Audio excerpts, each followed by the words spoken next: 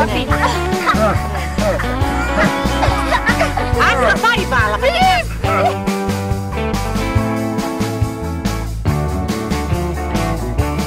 Ηλιά, είσαι ψετάσεσαι σε όρμη. Ψετάσεσαι και ψιλοστερνή.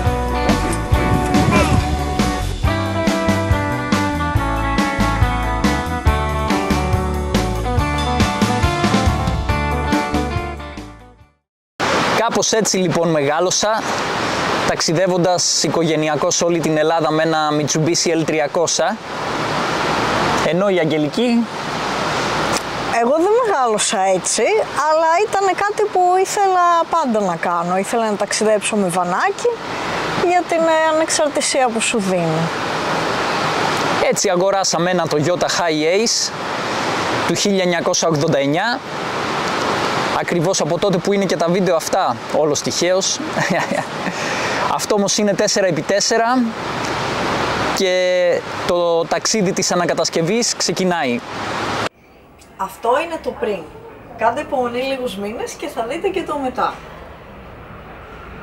Θα το ξυγνώσουμε, θα το βάψουμε, θα το μονώσουμε, θα το επενδύσουμε με ξυλία, θα το εξοπλίσουμε και θα το επιπλώσουμε. Και θα γίνει αγνώριστο.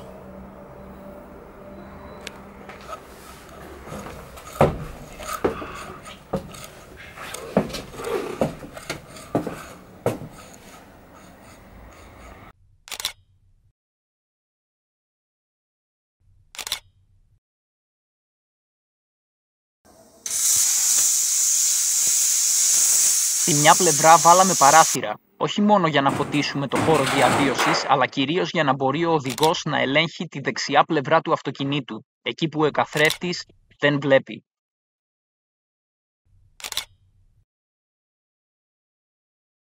Μετά από μια εβδομάδα εξονυχιστικού καθαρίσματος, γυαλίσματος και αρκετών στρώσεων μπογιάς, το ταμπλό μεταμορφώθηκε.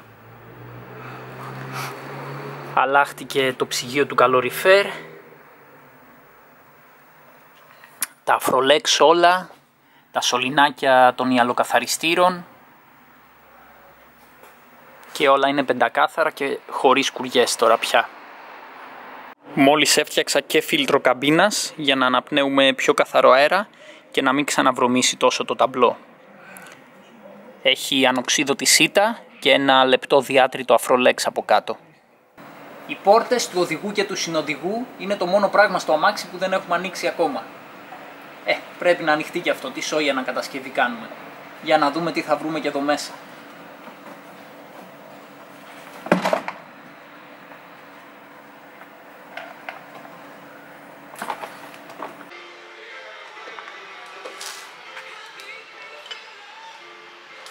Στην Ελευθερίου Βενιζέλου 162, στις Σέρρες, σε αυτό εδώ το συνεργείο, είχα πρωτοέρθει όταν ήμουν πιτσιρικάς 19 χρονών και ζήτησα από τον μάστορα, τον Δημήτρη τον Χατζιασλάνη, αν μπορώ να έρχομαι να βοηθάω αφιλοκερδός για να πάρω τις πρώτες μηχανολογικές γνώσεις που χρειαζόμουν για τα ταξίδια μου. Οι άνθρωποι με δέχτηκαν, με αγάπησαν, τους αγάπησα, είναι πλέον σαν δεύτερη οικογένειά μου. Τώρα ο γιος έχει αναλάβει το συνεργείο, ο Γιάννης ο Χατζιασλάνης, και είναι αυτός στον οποίο εμπιστευτήκαμε την επισκευή του ρούφου, ο οποίος έχει γίνει σαν καινούριος και είναι έτοιμος για την Αμερικανική Ήπειρο. Αλλάχτηκαν εδώ ένα σωρό πράγματα, τροχαλίες στροφάλου, δισκόφρενα, αντλίες συμπλέκτη, ημάντας χρονισμού, πολλαπλή εξαγωγής, σταυρί, ρουλεμάν, τσιμούχες, τα πάντα.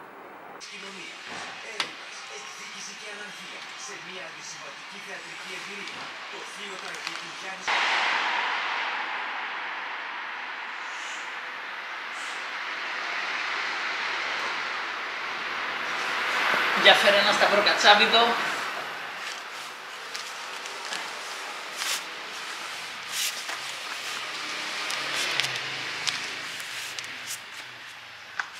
Έτοιμο το πάτωμά μας.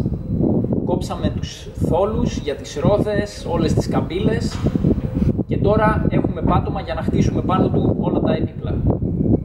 περνάω πυρτσίνια σπυρώματος για να στερεώσουμε τον πλαϊνό τοίχο. Αυτό εδώ το κόντραπλακέ.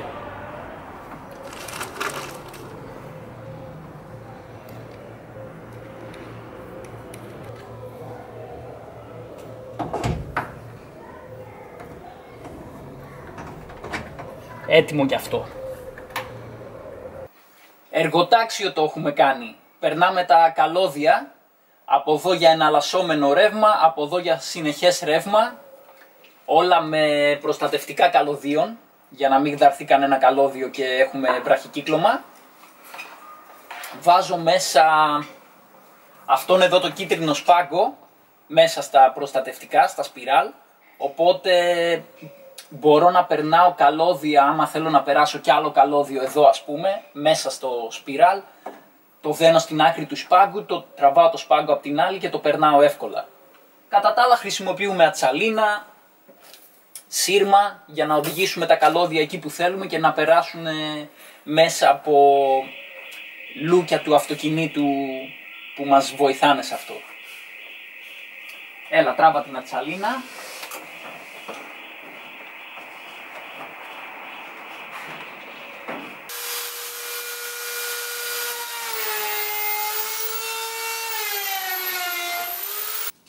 Η μητέρα μου είναι ειδήμων στην διακόσμηση. Παίρνει παλιά έπιπλα που βρίσκει και μπορεί να μην σας γεμίζει το μάτι, αλλά τα κόβει με τη σέγα, τα τρυπάει, τα βιδώνει, τα κάνει καλύτερα από καινούργια. Οπότε ανέλαβε αυτό το κομμάτι για το βανάκι της Αγγελικής και εφαρμόζει εδώ μια τεχνική για την οποία καλύτερα να μας μιλήσει η ίδια. Είναι η τεχνική όπου μπορείς να ταμπονάρεις 2-3 χρώματα ή όσο θέλεις, όσα σου αρέσουν, χρησιμοποιώντας ένα σφουγγάρι το οποίο έχει έτσι κάποιες ανομαλίες για να παίρνει τις τρυπούλες στην μπογιά, οπότε τις αφήνει άλλοτε λίγες, άλλοτε μικρές και στο τέλος συμπληρώνεις τα χρώματα όπως ακριβώς θέλεις. Βάζοντας δηλαδή περισσότερο, καλύπτοντας ό,τι δεν σου αρέσει ή προσθέτοντας ό,τι χρώματα θέλεις για να έχεις ένα καλύτερο αισθητικό αποτέλεσμα, σύμφωνα φυσικά με τα γούστα του καθενός. Είχαμε βάλει ένα λευκό υπόστρωμα, τώρα βάζουμε το μοβ και μετά θα μπει μπέζ. Για να δείτε έτσι ένα τελικό αποτέλεσμα. Είναι δηλαδή μια σύνθεση των συγκεκριμένων 3 χρωμάτων, αλλά φυσικά μπορεί να γίνει και με πολύ περισσότερα, ανάλογα με τα γούστα του καθενός. Μια τεχνική που την έμαθα από το ίντερνετ. Είμαι πάρα πολύ ευχαριστημένη που ό,τι χρειάζομαι το ψάχνω και το βρίσκω και έχω μάθει πάρα πολύ όμορφα πράγματα από γυναίκες και άντρες δημιουργικούς τύπους που μεταμορφώνουν τα πράγματα, τα αντικείμενα, σύμφωνα με την αισθητική του καθενός. Πραγματικά ευγνώμων για όλα αυτά και εύχομαι και το ίδιο να ικανοποιήσει την Αγγελική για το βανάκι που θα έχει και να είναι πάντα καλά τάξιτα. Λοιπόν, αυτός είναι ο πάγκος που θα μπει στο αυτοκίνητο και θα στηρίζει το νεροχύτη μας. Πρέπει να κάνω μια μεγάλη κυκλική τρύπα λοιπόν για να φωλιάσει ο νεροχύτης. Αυτός εδώ συγκεκριμένα. Πώς μπορώ όμως να κάνω τόσο μεγάλη κυκλική τρύπα? Με τη σέγα έχω μάθει να κόβω ολόισια, αρκεί να ακολουθώ μια γραμμή που είναι χαραγμένη με το μολύβι, να βλέπω τι ακολουθώ. Τώρα για να κάνω έναν κύκλο 36 εκατοστών διαμέτρου, τόσο μεγάλο διαβήτη δεν έχω. Σκέφτηκα όμως μία λύση αρκετά απλή, που θέλει ένα καρφάκι, ένα σπάγκο και το μολυβάκι μας. Λοιπόν, μετράμε εδώ πέρα και βρίσκουμε το κέντρο, έτσι. Έχω κάνει ένα σταυρουδάκι στο κέντρο, έχοντας μετρήσει και από εδώ. στο κέντρο που θέλουμε να μπει, στο κέντρο του νεροχύτη, στο κέντρο της τρύπας, καρφώνουμε το καρφάκι αυτό.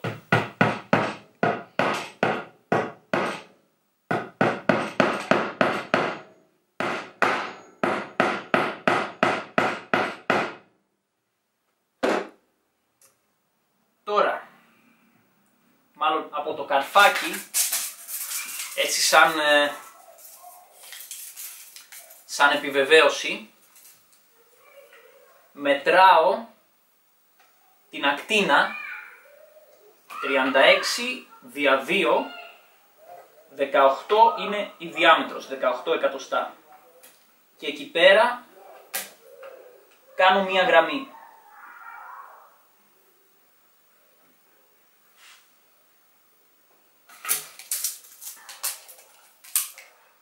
Θα το κάνω αυτό στις 4 γωνίες. Τώρα έχω κάνει εδώ μια θηλιά, τη βάζω στο καρφί, το μολύβι το φέρνω εδώ πέρα σε ένα από αυτά τα σημάδια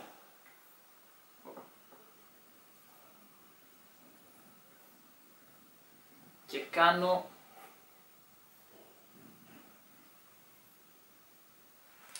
κάποιες γύρες στο σπάγκο γύρω από το μολύβι. Τώρα το σημαντικό είναι, για να μην χάσουμε έτσι κάποια χιλιοστά, ο σπάγκος αυτός να μην τυλίγεται στο μολύβι όσο το γυρνάω, οπότε κρατάω εδώ τα δάχτυλά μου και το ρυθμίζω, να περιστρέφω δηλαδή το μολύβι καθώς κάνω τον κύκλο. Και πάμε.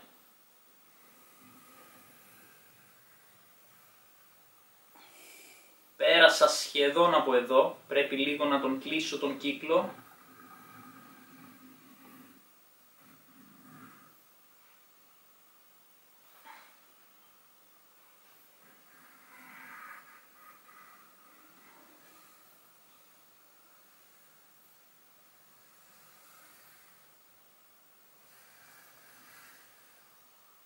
Ήρθα ακριβώς στο σημείο από όπου ξεκίνησα. Τώρα, αν κόψω αυτό εδώ τον κύκλο, θα εφαρμόσει ο νεροχύτης μας. Για να ξεκινήσω το κόψιμο, αρχίζω με μια τρύπα.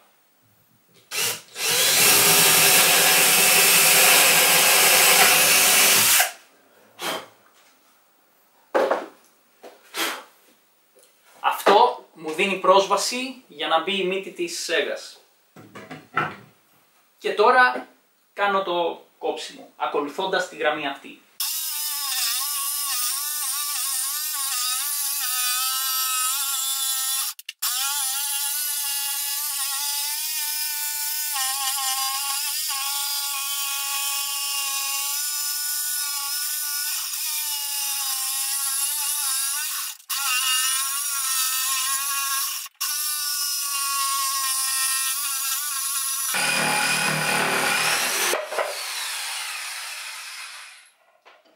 Αυτό ήταν η ώρα της αλήθειας, έφτασε. Για να δούμε, μπαίνει ο νεροχύτης.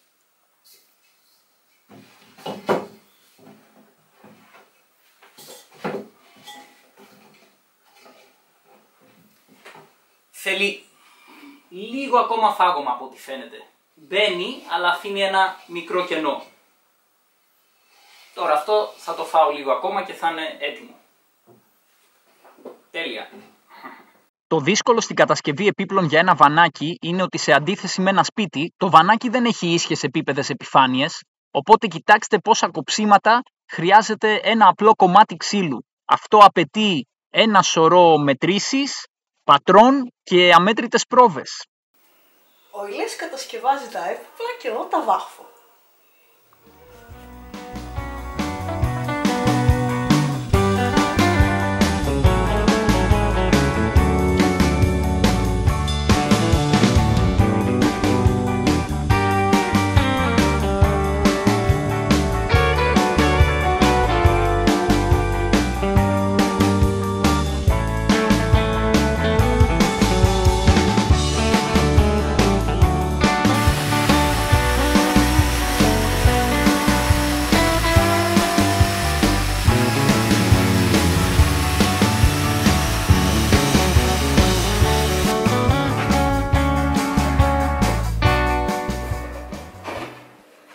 Να το και το τελευταίο πορτάκι της ντουλάπας μας. Κόπηκε από το ίδιο φύλλο ξύλου που κόπηκε και η κάσα της ντουλάπας.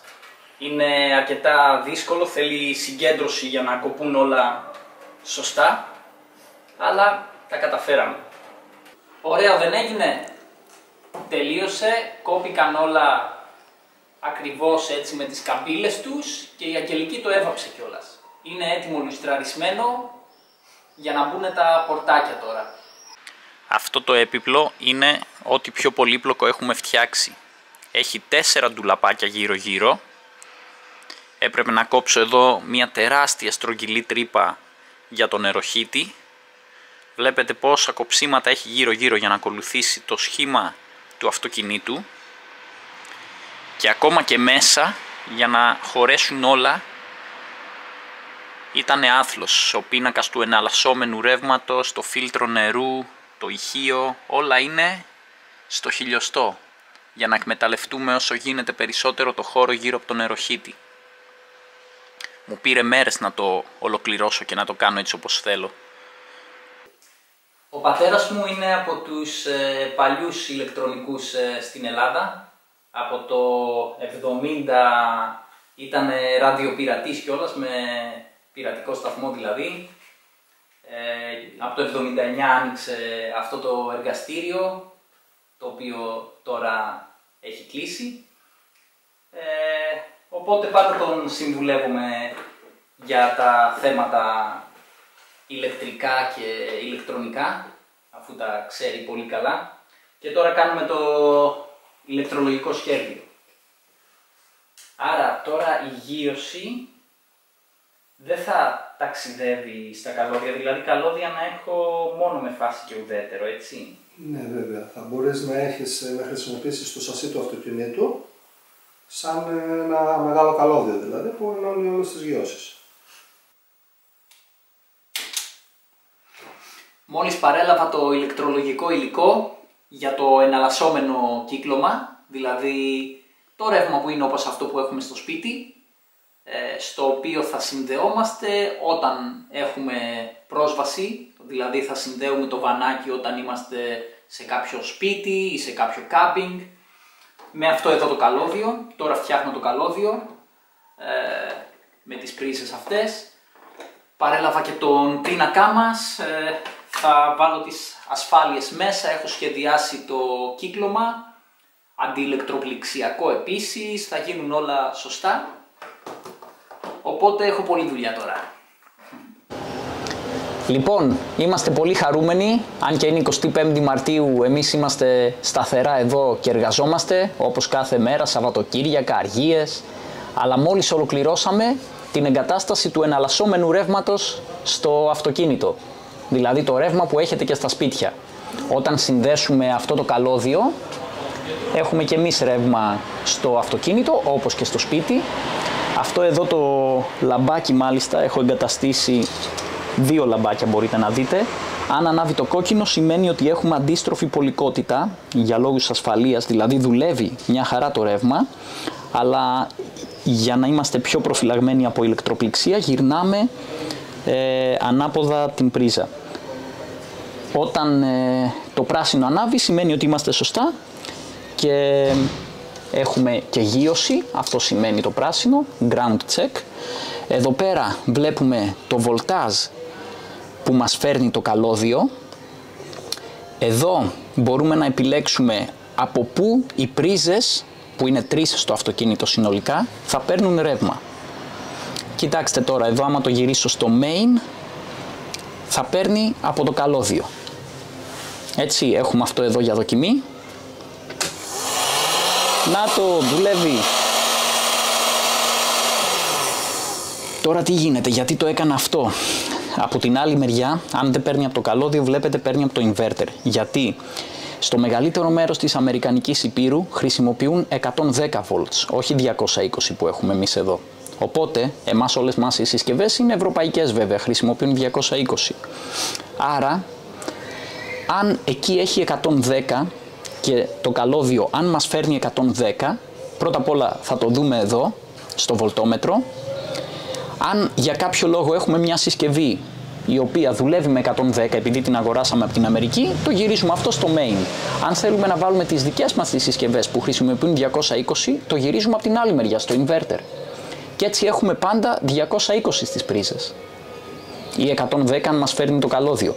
Και όπου και αν είμαστε, ακόμα και στη μέση του πουθενά, όταν το γυρίσουμε εδώ στο inverter, πάλι έχουμε 220 volts στις πρίζες μας. Οπότε μπορούμε να έχουμε ρεύμα όπως και στο σπίτι, οπουδήποτε και αν είμαστε, ακόμα και στη μέση του πουθενά.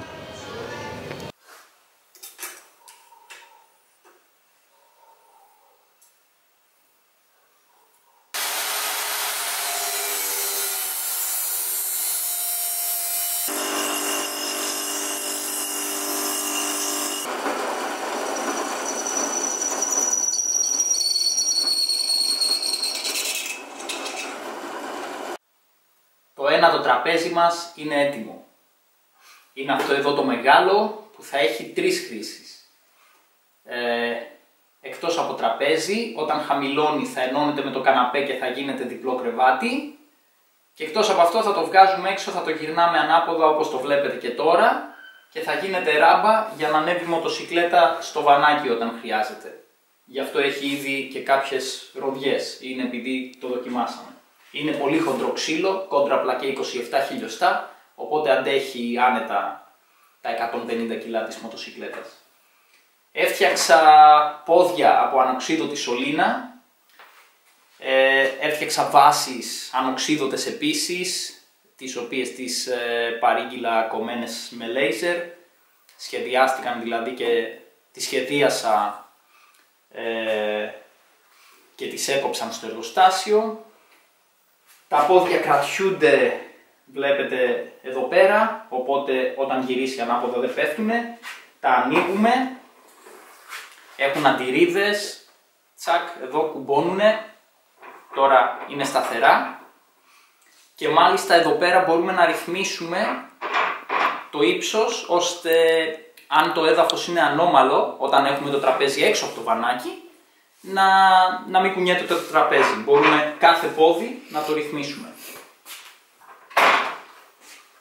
Έτσι, μπορούμε το ένα να το χαμηλώσουμε, το άλλο να το ψηλώσουμε. Οπότε είναι τέλειο. Τώρα μένει το άλλο τραπεζάκι. Μπροστά από αυτό θα υπάρχει και ένα μικρότερο. Και αυτό είναι δηλαδή μέρος του κρεβατιού όταν χαμηλώνει. Το σπάσαμε όμως σε 2 κομμάτια ώστε να έχουμε 2 τραπέζια. Δηλαδή, εάν κάποιος θέλει να κοιμηθεί μέσα, να έχουμε και ένα κομμάτι για τραπέζι που μπορούμε να το βγάλουμε έξω. Ή αν κάποιος θέλει να κάτσει μέσα, να έχουμε ένα τραπεζάκι μέσα, ένα τραπεζάκι έξω. Τώρα εδώ, επειδή είναι μικρό το μήκος, πρέπει τα πόδια να τα κάνω τηλεσκοπικά. Βρήκα 2 σωλήνες, οι οποίες μπαίνει η μία μέσα στην άλλη. Ανοξίδωτες πάντα. Και τώρα πρέπει να τις κόψω στο κατάλληλο σημείο και με αυτόν το σφικτήρα θα τις φύγουμε. Θα βάλω μάλλον πεταλούδες για να μην χρησιμοποιούμε άλεν και σφίγγοντάς τες θα ρυθμίζουμε το ύψος όπου θέλουμε. Οπότε και πάλι θα μπορούμε και να ρυθμίσουμε το ύψος εδώ, γιατί έχει μεγάλη γκάμα, και θα μπορούμε να απορροφήσουμε και τις ανομαλίες του εδάφους πάλι για να είναι ίσιο το τραπέζι. Εκτός αυτού, αυτό το τραπέζι είναι πιο πολύπλοκο, γιατί αυτά τα ίδια πόδια του τραπεζιού θα χρησιμοποιούνται και για να μετατρέψουμε το κρεβάτι σε ανάκλυντρο. Είναι πιο πολύπλοκο, αλλά θα δείτε πώς γίνεται. Η δεξιά μπάντα είναι έτοιμη. Κοιτάξτε εδώ. Μέχρι και ανάκλυντρο της έφτιαξα. Βασίλισσα την έχω. Αυτή εδώ η σανίδα που τη βλέπετε έτσι απλή έχει 4 χρήσεις. Δεν είναι τόσο απλή. Μου πήρε καιρό να τη σχεδιάσω. Πρώτα απ' όλα είναι το κρεβάτι μας φυσικά. Όταν το χαμηλώνουμε, όταν το σηκώνουμε βλέπετε είναι τραπέζι, το οποίο μπορούμε να το βγάζουμε και έξω, αλλά και να το χρησιμοποιούμε μέσα. Επίσης, έχει εδώ κάτι ροδιές βλέπετε, είναι γιατί το γυρνάμε ανάποδα εδώ και γίνεται ράμπα για να ανεβαίνει η μοτοσικλέτα. Και Το τελευταίο είναι ότι μαζεύουμε τα πόδια.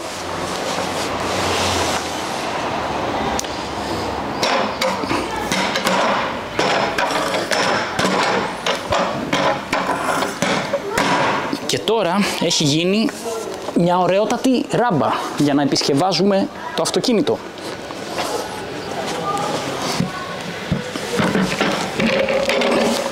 Και μάλιστα έχει ροδάκια. Ξαπλώνουμε εδώ, πάμε κάτω από τα μάξι, και κάνουμε τις επισκευές μας.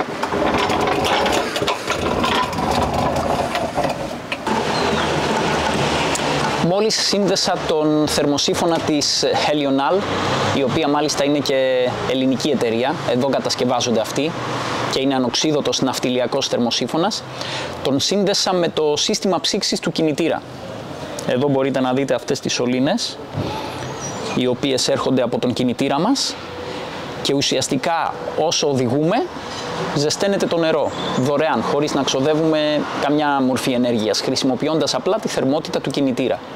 Βέβαια έχει και ηλεκτρική αντίσταση, μάλιστα έβαλα μια αντίσταση 12 volts, την οποία έκανα ειδική παραγγελία, έτσι ώστε να λειτουργεί σε όλο τον κόσμο. Είτε έχουμε 110 volts από το καλώδιο, αν είμαστε κάπου και έχουμε συνδέσει σε πρίζα, είτε έχουμε 220 όπως στην Ευρώπη. Οπότε θα πλένει η Αγγελική τα μαλλιά της εύκολα με ζεστό νερό, χωρίς να παγώνει.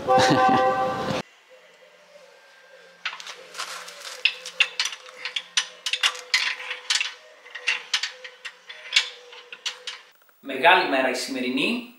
Πήραμε τα φωτοβολταϊκά από την Ενγαία, 140 W το καθένα, 420 W τα τρία μαζί που θα έχουμε, και το σύστημα είναι σχεδιασμένο για να πάρει και 4, να πάρει και τέταρτο αν χρειαστεί. Ένα ινβερτεράκι πολύ μικρό, 375 W όλα και όλα, δεν έχουμε ιδιαίτερες συσκευές των 220 volts, και φορτιστής για τα φωτοβολταϊκά.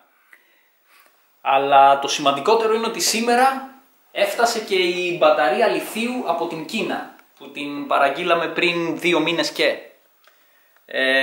Αυτό ήταν που μας ανησυχούσε περισσότερο, γιατί παραγγείλαμε τις καλύτερες κυψέλες που παράγονται στον κόσμο και θα φτιάξω εγώ την μπαταρία. Οπότε απευθύνθηκα στο εργοστάσιο απευθείας στην Κίνα. Είναι στοιχεία μπαταριών που χρησιμοποιούνται κυρίως στα ηλεκτρικά αυτοκίνητα. Είναι η καλύτερη ποιότητα που υπάρχει και μπορούν να δώσουν πολύ ρεύμα. Αυτή είναι η ιδιαιτερότητα που για μας δεν είναι τόσο σημαντική ότι δίνει πολύ ρεύμα, αλλά είναι σημαντικό ότι αντέχει πάρα πολλές χιλιάδες κύκλους φόρτισης. Δηλαδή θα αντέξει πάρα πολλά χρόνια, για να το πω απλά.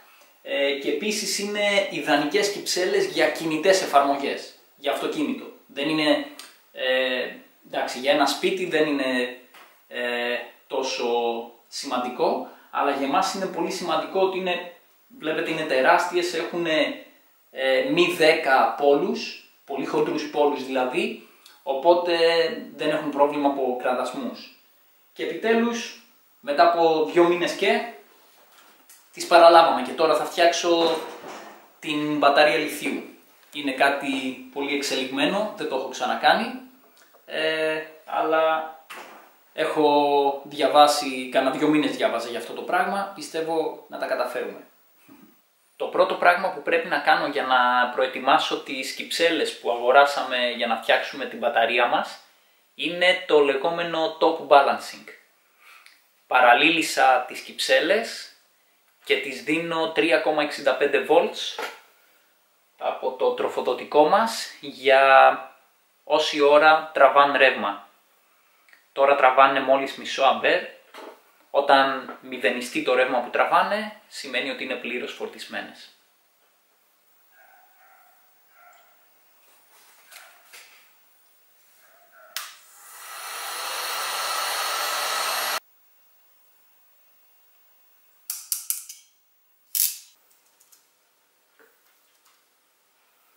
Έχω συνδέσει το Battery Management System της μπαταρίας λιθίου στον υπολογιστή και τώρα πρέπει να κάνω την παραμετροποίηση.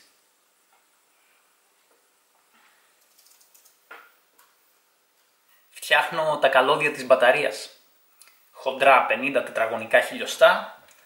Περνάω και τους ακροδέκτες, γιατί από εδώ θα περνάνε πολλά άμπερ. Με υδραυλική πρέσα, τους πατάω.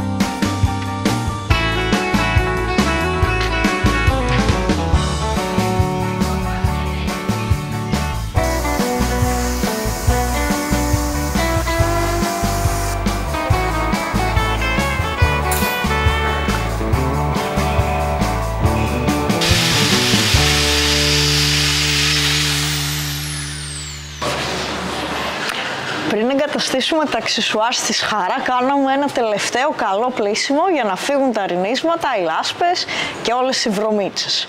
Είναι εξάλλου η ειδικότης μου.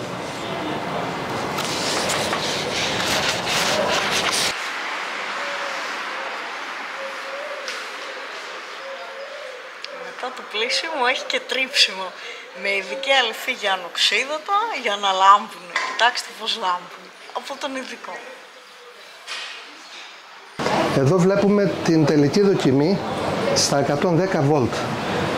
Έχουμε βάλει ένα βαράκτορα για να κατεβάσουμε τα 220 στα 110. Θα δώσουμε τώρα, εδώ βλέπουμε 120 είναι 119. Θα δώσουμε εδώ τώρα, θα συνδέσουμε το αυτοκίνητο. Ωραία, έχουμε 119,9, 120 βολτ. Τα στέλνουμε προς το αυτοκίνητο με αυτό το πορτοκαλί. Δεν ακούστηκε κανένα μπαμ, οπότε πάμε να δούμε αν δουλεύουν οι συσκευές στο αυτοκίνητο. Ναι. Τώρα, επειδή και το ψυγείο και ο φορτιστής μας λειτουργούν με 110 volts και 120 και 50 Hz και 60, για να δούμε η ώρα της αλήθειας. Να το...